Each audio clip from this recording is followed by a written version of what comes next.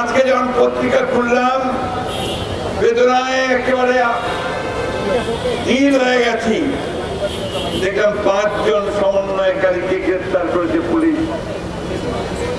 তারা জোর করে একটি বাড়ি থেকে একজন সাবেক সংসদ সভাপতিকে 50 লক্ষ টাকা আদায়।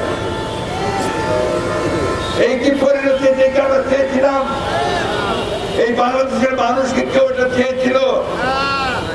এত তাড়াতাড়ি যদি এই ঘটনা ঘটে, 1 বছর হয়নি, তারা আমাদের ভবিষ্যৎ কি? সহকর্মী যোদ্ধা, এই কথাগুলো এই জন্য বলছি, গোটা বাংলাদেশ তোমাদের দিকে তরুণ যুবক যারা বলতে দিয়েছে, যারা পাল্টে দিয়েছে সেই হাসিনার ক্ষমতাকে, তাকে দূর করে দিয়ে তাদেরকে এখনই দেশ গড়ে তুলতে হবে, তাদেরকে এখনই দেশকে নির্মাণ করতে হবে এবং তাদেরকে ভবিষ্যতের একটা সুন্দর বাংলাদেশ তৈরি করতে হবে, ন্যায্যতার ভিত্তিতে, মানবতার ভিত্তিতে।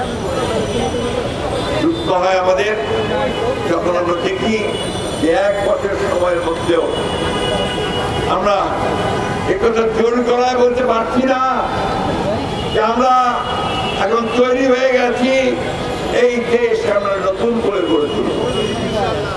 আমাদের নেতা তারেক রহমান সাহেব এই সুযোগে দিন রাত 24 ঘন্টা তিনি আমাদেরকে নির্দেশ দিয়েছেন, সংগঠিত করবার চেষ্টা করেছেন, আমাদেরকে আন্দোলনে নামিয়ে আন্তর্জাতিক এখন তিনি চিন্তা করছেন, কাজ করছেন এই বাংলাদেশকে কি করে গড়ে তোলা যায়। আমাদের নেত্রী দেশনেত্রী বেগম খালেদা জিয়া, তাকে কারাগারে পাঠানো হয়েছে মিথ্যা মামলা দিয়ে। 6 বছর আগে থেকে তিনি কারাগারে ছিলেন।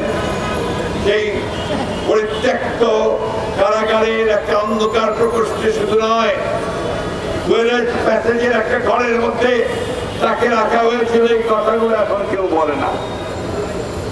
ওই আমাদের সাংবাদিক ভাইরা তো বেগম খালেদা জিয়ার এই বিষয়গুলো নিয়ে তারা প্রোগ্রাম করছেন না। আমি অনুরোধ করবো দয়া করে এই মহিষী মহিলা, যিনি বাংলাদেশে গণতন্ত্র প্রতিষ্ঠার জন্য তার সর্বস্ব ত্যাগ করেছেন, তাকে নিয়ে আপনারা কথা বলুন। বন্ধুগণ, আজকে দুর্ভাগ্য আমাদের যে আমরা এমন কতগুলো বিষয় নিয়ে তর্ক বিতর্ক করছি, এমন কতগুলো বিষয় নিয়ে আমরা নিজেদের মধ্যে কুন্দরে লিপ্ত হয়েছি, যা বাংলাদেশকে আরো পেছনে ঠেলে দিতে পারে, ফ্যাসিস্টদেরকে শক্তি যোগাতে পারে, ফ্যাসিস্টদেরকে সুযোগ তৈরি করে দিতে পারে, আবার নতুন করে বাংলাদেশের উপরে যে ব্যবস্থা।